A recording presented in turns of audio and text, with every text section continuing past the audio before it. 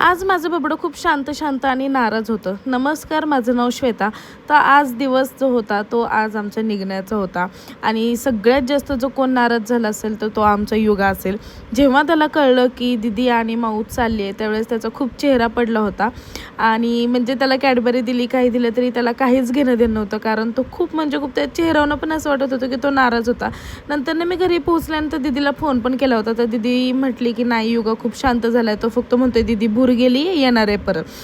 मी पुन्हा तिला संध्याकाळी फोन केला तर एकदम शांत असं झोपून होता, काही बोलत नव्हता, काही नव्हता आणि खरंच वाईट वाटलं जरासं, कारण इतक्या दिवस म्हणजे 4-5 दिवसच होते पण त्याला लळा लागला होता खूप.